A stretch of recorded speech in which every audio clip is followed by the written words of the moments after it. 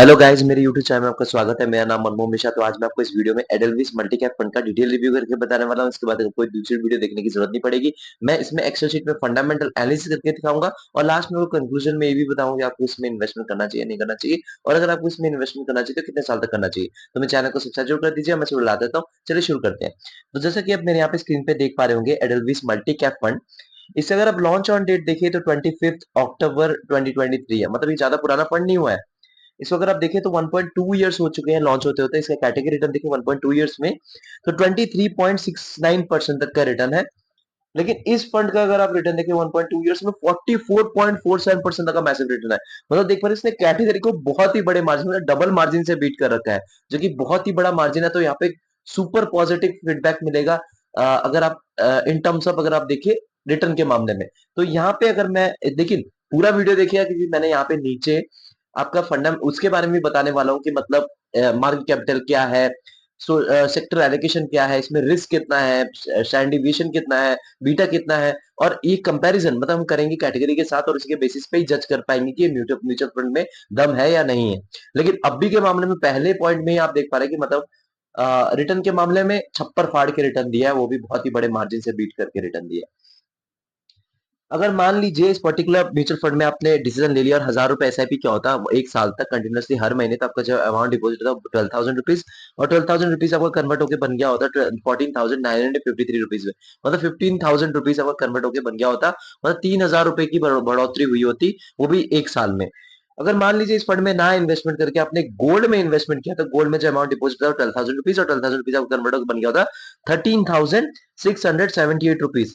और अगर मान लीजिए अपने एफडी में इन्वेस्टमेंट किया होता है, अमाउंट डिपॉजिट होता है 12,000 रुपीज एक साल में, और 12,000 रुपीज कन्वर्ट होकर बन गया था 12,462 रुपीज। तो आप देख पा रहे डिफरेंस आपको मैसिव दिख रहा होगा एफडी में और इस पर्टिकुलर म्यूचुअल फंड में और गोल्ड में भी। तो आप देख पा रहे कि इन्वेस्टमेंट करना क्यों जरूरी होता है, आपको यहाँ पे ही पता चल रहा होगा। अब रिटर्न वर्सेस कैटेगरी बात करें तो यहाँ पे रिटर्न एवो एवरेज है, मतलब जो इतना जो कैटेगरी का रिटर्न था उससे ज्यादा रिटर्न है, तो डेफिनेटली एवो एवरेज रिटर्न है। लेकिन यहाँ पे आप हाई रिटर्न भी मान सकते हैं, लेकिन मैंने वो एवरेज इसलिए लिख रखा है क्योंकि यहाँ पे कैटेगरी बीटिंग रिटर्न है। रिस्क वर्सेस कैटेगरी बात करें तो यहाँ पे एवरेज रिस्क है वो कैसे है, मैं आपको नीचे भी मार्केट कैपिटल में बताने वाला हूँ और सेक्टर एलोकेशन में बताने वाला हूँ कैसे ये एवरेज रिस्क लेके चलता है with respect to its category. तो यहाँ पे मिनिमम एसआईपी आप करना चाहते हो 100 रुपए से कर सकते हो, वन टाइम इन्वेस्टमेंट करना चाहते हो 100 रुपए से कर सकते हो। तो बहुत बढ़िया पॉजिटिव फीडबैक रहेगा, क्योंकि यहाँ पे आजकल स्टूडेंट लोग भी इन्वेस्टमेंट करना चाहते हो 100 रुपए से, वो लोग स्टार्ट कर सकते हैं। अब यहाँ पे लॉक इन पीरियड की बात करते हैं, कोई भी लॉक इन पीरियड नहीं, कभी आप यहाँ पे इन्वेस्टमेंट कर सकते हो, कभी आप यहाँ से एग्जिट मार सकते हैं। एम साइज की बात करें तो एम का फुल फॉर्म होता है एसेट अंडर मैनेजमेंट। तो एसेट अंडर मैनेजमेंट क्या होता है, देखिए इस पर्टिकुलर म्यूचुअल फंड में कितना पैसा इन्वेस्टेड है एम साइज उसमें पता चलता है। तो यहाँ पे अगर एम साइज अगर कम रहता है ना, तो उसमें क्या रहता है कि इस पर्टिकुलर म्यूचुअल फंड में लोगों का ज्यादा भरोसा नहीं है, इन्वेस्टेड नहीं है, तभी यहाँ पे एम साइज कम है। अगर यहाँ पे एम साइज ज्यादा रहता है तो वहां पे क्या है कि मतलब फंड मैनेजर को मैनेजमेंट करने में दिक्कत आ जाती है। तो वो एक इशू बड़ा फेस करना पड़ता है। जैसे एग्जांपल ले लीजिए आपका Nippon India small cap fund है, उसका एम साइज 70,000 करोड़ रुपीज के आसपास है। तो वहाँ पे फंड मैनेजर क्या करते हैं, बीच बीच में एसआईपी बंद कर देते हैं, बीच बीच में लमसम बंद कर देते हैं। क्यों करते हैं? क्योंकि वहां पे उनको मैनेजमेंट करने में दिक्कत आती है। लेकिन अगर फंड मैनेजर मैनेज कर लेते हैं कोई ज्यादा प्रॉब्लम नहीं है। अगर इन साइज कम हो तो ज्यादा प्रॉब्लम है, ज्यादा हो तो इतना ज्यादा प्रॉब्लम नहीं है। कम में क्या होता है कि कुछ ना कुछ खराबी है इस पर्टिकुलर म्यूचुअल फंड में, तभी लोग ज्यादातर इन्वेस्टमेंट नहीं कर रहे हैं, तभी इसका एम साइज कम है। तो इसलिए ये चीज एक प्रॉब्लम वाली बात होती है। लेकिन यहाँ पे 1.2 इयर्स के हिसाब से एम साइज इसका 2,512 करोड़ रुपीस है। तो डेफिनेटली यहाँ पे पॉजिटिव फीडबैक रहेगा एम साइज के मामले में। इतने कम साल में एक अच्छा खासा एम साइज है, मतलब लोगों का भरोसा इस पर्टिकुलर म्यूचुअल फंड में है, तो पॉजिटिव फीडबैक रहेगा। एक्सपेंस रेशियो की बात करें तो देखिए आप तो दिमाग लगा नहीं रहे, दिमाग लगाने वाले कौन है? आपके फंड मैनेजर। फंड मैनेजर दिमाग लगा के स्टॉक में इन्वेस्टमेंट करके आपको रिटर्न दिलवा रहे हैं, तो एज एन मैनेजमेंट फीस आपको कुछ पे करना पड़ेगा। तो वही होता है एक्सपेंस रेशियो। अगर ये 1% से नीचे हो, उसे अच्छा खासा माना जाता है। देखिए मैंने जो क्राइटेरिया सेट करके 0.7% से नीचे हो, उसे अच्छा खासा माना जाता है, क्योंकि देखिए 1% भी लॉन्ग टर्म में लाखों करोड़ों का डिफरेंस बन जाता है। और ये नहीं मैं चाहता कि मतलब आप 10 या 15 साल तक इन्वेस्टेड रह रहे हैं और 10 साल के बाद आप जब रिडीम कर रहे हैं तब 1% मतलब लाखों करोड़ों rupees as an management fees pay कर रहे हैं। तो ये चीज नहीं होनी चाहिए। तो एक्सपेंस रेशियो 0.7% से नीचे से अच्छा खासा माना जाता है। लेकिन हाँ, लोगों ने कहा 1% से नीचे हो, लेकिन मेरा जो क्राइटेरिया 0.7% से नीचे से अच्छा खासा माना जाता है। तो यहाँ पे देखा जाए तो 0.26% जो कि सुपर पॉजिटिव फीडबैक जाएगा। एक्सपेंस रेशियो यहाँ पे तो बहुत ही कम है। टैक्स इन्फॉर्मेशन की बात करें तो यहाँ पे 1 साल से पहले आपने प्रॉफिट बुकिंग कर ली तो आपको 20% तक का टैक्स देना पड़ेगा प्रॉफिट पे। अगर 1 साल के बाद आपने प्रॉफिट बुकिंग करके एग्जिट मारा तो 12.5% तक का टैक्स देना पड़ेगा प्रॉफिट पे। अगर 1 साल से पहले आपने एग्जिट मारा तो 1% तक का एग्जिट लोड देना पड़ेगा। 1 साल के बाद आपने एग्जिट मारा तो कोई एग्जिट लोड देने की कोई जरूरत ही नहीं है। मार्केट कैपिटल की बात करें तो यहाँ पे मिड कैप में 25.61% तक एलोकेशन है। तो सबसे पहले मैं आपको एक चीज बता दूं मार्केट कैपिटल के बारे में कि मल्टी कैप के हिसाब मतलब मल्टी कैप में जो इन्वेस्टमेंट स्ट्रेटेजी होती है ना वो सेबी के गाइडलाइन के हिसाब से होती है। सेबी की गाइडलाइन में ये लिख रखा है कि जो मल्टी कैप कैटेगरी का जो फंड होता है उसमें 25% तक आप स्मॉल कैप ले सकते हैं मिनिमम, और 25% मिड कैप ले सकते हैं, 25% आप लार्ज कैप ले सकते हैं, मतलब 75% तक का रिजर्व है। उसके बाद जो बचा 25% आप लार्ज कैप ले सकते हैं, मिड कैप ले सकते हैं, स्मॉल कैप ले सकते हैं, या डेब्ट या कैश के फॉर्म में इन्वेस्टमेंट कर सकते हैं। तो वो चीज आप रख सकते हैं, तो वो डिपेंड करता है फंड मैनेजर पे। तो यहाँ पे देखा जाए तो इन्होंने मिनिमम कैटेगरी को फॉलो कर रखा है। आप देख पा रहे कि मिड कैप में 25.61% तक एलोकेशन है, स्मॉल कैप में 25.68% तक एलोकेशन है, लार्ज कैप में इनका 45.8% तक एलोकेशन है, और लास्ट में डेप्ट एंड अदर्स में 3.9% तक एलोकेशन है। तो देखा जाए इन्होंने मिड कैप और स्मॉल कैप में मिनिमम एलोकेशन कर रखा है, जो 25% जो सेबी के गाइडलाइन के हिसाब से है उन्होंने रख रखा है, और बाकी के बचे जो सारा है वो लार्ज कैप में एलोकेशन एलोकेशन कर रखा है। तो देख पा रहे कि यहाँ पे रिस्क भी कम लेने की कोशिश कर रहे हैं।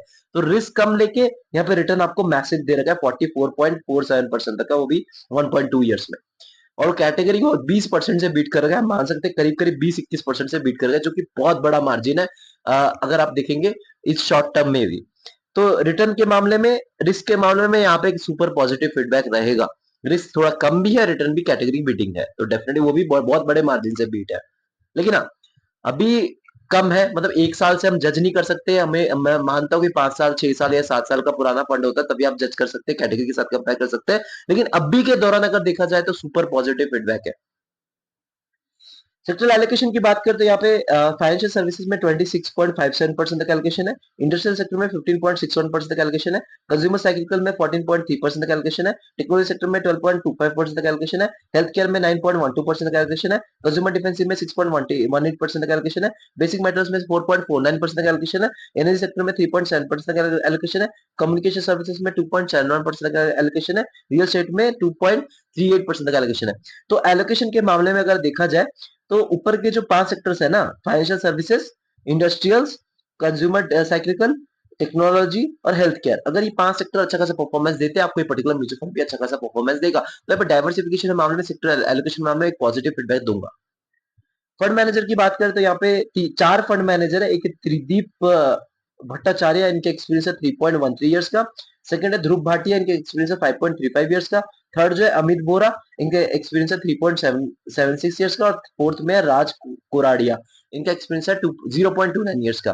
तो देखिए फंड मैनेजर की क्वांटिटी के मामले में तो डेफिनेटली पॉजिटिव फीडबैक दूंगा। 4-4 फंड मैनेजर है, तो यहाँ पे मैनेजमेंट में ज्यादा दिक्कत नहीं आएगी। और दूसरी चीज बताए, एक्सपीरियंस के मामले में यहाँ पे एक पॉजिटिव फीडबैक रहेगा, क्योंकि देखिए 2-4 आप देख पा रहे 3 जो फंड मैनेजर, 3 साल और एक 5 साल, तो यहाँ पे आप उनकी पास्ट हिस्ट्री ट्रैक कर सकते हैं, उनकी स्ट्रैटेजी के बारे में जान सकते हैं, उनके बारे में रिसर्च कर सकते हैं, उन्होंने पास्ट में कितना अच्छा खासा रिटर्न दिलवा रखा है। तो उसमें क्या कि आपको भी कॉन्फिडेंस होगा, क्योंकि आप जब इन्वेस्टमेंट करेंगे तो आपको भी फील होगा कि हाँ मैंने सेफ हैंड में मेरा पैसा गया और मेरे को अच्छा खासा रिटर्न मिलेगा। तो यहाँ पे डेफिनेटली फंड मैनेजर के मामले में पॉजिटिव फीडबैक रहेगा, एक्सपीरियंस भी है और ज्यादा फंड मैनेजर भी है, यहाँ पे थोड़ा बहुत अच्छा खासा मैनेजमेंट कर सकते हैं। रेटिंग की बात करें तो इसको डेफिनेटली 4 आउट ऑफ 5 रेटिंग मिलेगा। देखिए यहाँ पे मैं बोलूँ तो एकदम बढ़िया फंड है। देखिए रिटर्न जो है मैसिव दिया है 1.2 इयर्स में 44.47, कैटेगरी को बहुत बड़े मार्जिन से बीट कर रखा है। और रिस्क भी यहाँ पे आप देख पा रहे हैं कि मार्केट कैपिटल में लार्ज कैप में ज्यादा एलोकेट करके कम ले रखा है, रिस्क कम लेके रिटर्न वो भी बहुत मैसिव, तो डेफिनेटली यहाँ पे एक पॉजिटिव फीडबैक रहेगा। एक्सपेंस रेशियो की बात करें तो बहुत ही कम है 0.26%। एयूएम साइज की बात करें तो लोग का भरोसा है, तभी एयूएम साइज भी बढ़िया है। तो ओवरऑल देखा जाए एकदम बढ़िया फंड है मल्टी कैप कैटेगरी का। लेकिन 1 साल बहुत ही कम होता है इसको जज करने के लिए, 5 या 6 साल या 7 साल होता तो अच्छा खासा तभी जज कर पाते, तभी यहाँ पे इसको 4 आउट ऑफ 5 रेटिंग मिल रखा है। मैं तो इसको 5 आउट ऑफ 5 देता, लेकिन अभी 1 साल में जज करना ठीक नहीं है। अभी के दौरान इसको 5 आउट ऑफ 5 ही मान लीजिए, लेकिन 5 या 6 साल के बाद अगर आप जज करें तो ज्यादा अच्छा रहता है। लेकिन अभी के दौरान मैं बोलूंगा कि बढ़िया फंड, अगर आप इन्वेस्टमेंट करना चाहते हैं, आपका टाइम फ्रेम 7 से 10 साल है, तभी आप इस पर्टिकुलर म्यूचुअल फंड में इन्वेस्टमेंट करें। क्योंकि देखिए यहाँ पे रिस्क तो रहेगा, रिस्क आप मतलब यहाँ पे जब मैं कंपेयर कर रहा हूँ कैटेगरी के साथ कंपेयर कर रहा हूँ, आप ये मत सोचिए कि यार रिस्क इसमें कम रहेगा, ऐसा नहीं है। क्योंकि जब आप इक्विटी में इन्वेस्टमेंट कर रहे हैं आपका रिस्क रहता है और यहाँ पे 50% तक आप मिड कैप और स्मॉल कैप में कर रहे हैं तो डेफिनेटली रिस्क रहेगा। और अगर अगर आपका जो तो किन किन लोगों को इस पर्टिकुलर म्यूचुअल फंड में इन्वेस्टमेंट करना चाहिए तो मैं बताऊं, अगर आपका एक्सपेक्टेशन 15% से लेकर 22% के बीच में रिटर्न है हर साल, और वो भी अगर आप लॉन्ग टर्म के लिए सोच रहे हैं, मतलब 7 से 10 साल के लिए सोच रहे हैं, तब जाके ऐसे म्यूचुअल फंड में इन्वेस्टमेंट कर सकते हैं, वरना बिल्कुल भी मत सोचिएगा। देखिए, एक साल में आपको 44% तक का रिटर्न दिख रहा है, लेकिन आगे कम होके एवरेज आउट होके आपको 15 से 22% के बीच में ही मिलने वाला है मल्टी कैप कैटेगरी में। लेकिन हाँ, यहाँ पे रिस्क बना रहेगा, लेकिन इतना ज्यादा रिस्क नहीं रहेगा as compare to any other multi cap category fund. तो यहाँ पे डेफिनेटली आप इन्वेस्टमेंट कर सकते हैं, लेकिन हाँ, खुद रिसर्च करके करिएगा, ये नहीं कि मैंने बोल दिया और भाग के जाके अपने इन्वेस्टमेंट कर दिया। खुद रिसर्च करेंगे तो आप भी कॉन्फिडेंट रहेंगे और आप भी सेफ फील करेंगे। तो मैं चैनल को सब्सक्राइब जरूर कर दीजिएगा, मैं वीडियो लाता रहता हूँ। Thank you.